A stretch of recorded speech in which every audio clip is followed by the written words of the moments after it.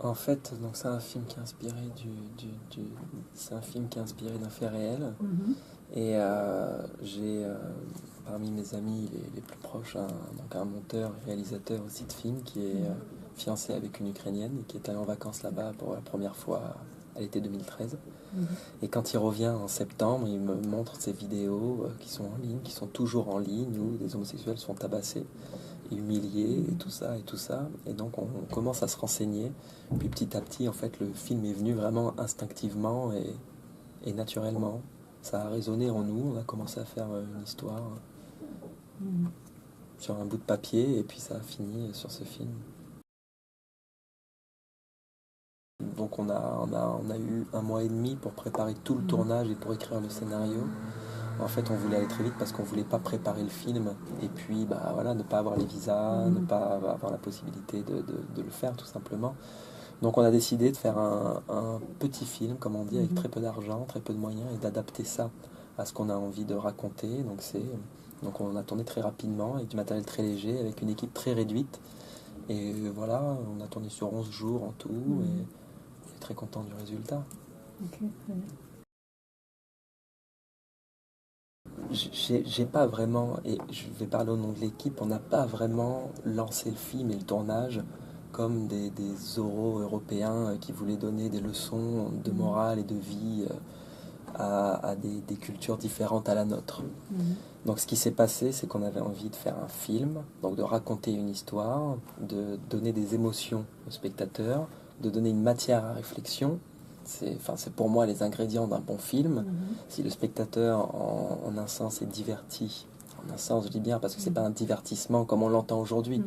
mais c'est justement voilà, quelque chose qui procure des émotions. Donc à partir de là, bah, on rentre dans un système de divertissement. Donc il y a une narration autour du film qui vous raconte une histoire et qui vous embarque ou pas, mais en tout cas l'histoire est là.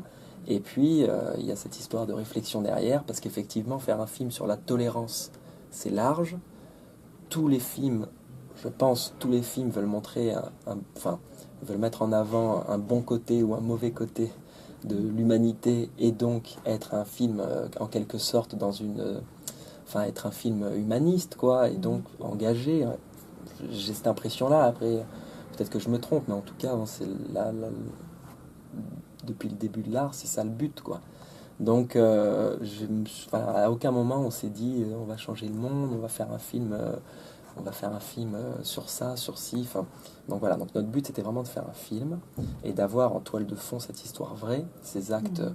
qui se passent et qui sont vraiment incroyables. C'est incroyable que de nos jours on puisse avoir des vidéos en ligne où des gens sont humiliés, tabassés C'est et que génial. les gens qui regardent cette vidéo prennent parti pour les gens qui tabassent. Mhm. C'est quelque chose d'incroyable. Alors oui, c'est un jugement de notre part de dire on voulait mettre en lumière ce point-là. Après, il n'y a pas si vous voulez, c'est pas un film, c'est pas un film, c'est pas un film anti-russe quoi. Je veux dire, voilà, Mhm.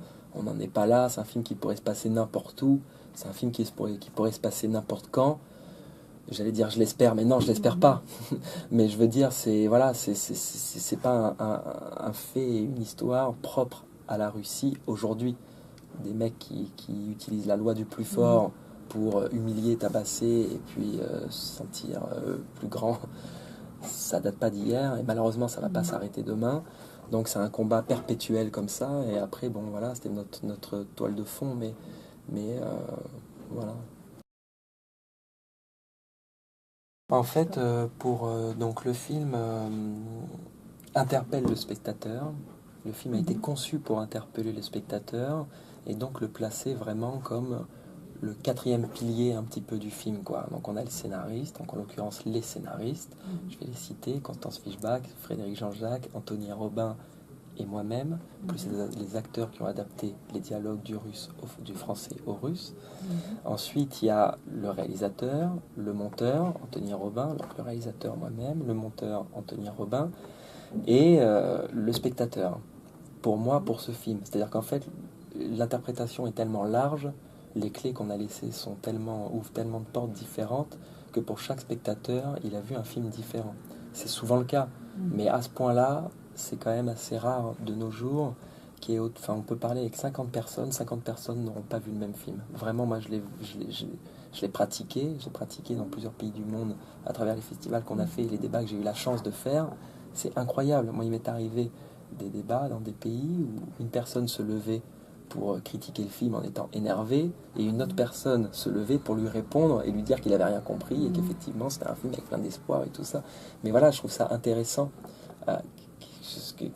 qu'un objet artistique puisse à tel point révéler une personnalité. Alors c'est un peu loin de dire ça et large et voilà, mais il y a ce côté-là. Moi j'aime bien dire que ce film, enfin, à force d'en discuter avec les gens, et cette fin qui est tranchante et tranchée, enfin cette fin qui est tranchante et qui en devient tranchée pour le spectateur, on va le dire comme ça, mais j'aime bien dire qu'en fait ça révèle le spectateur comme un optimiste ou un pessimiste.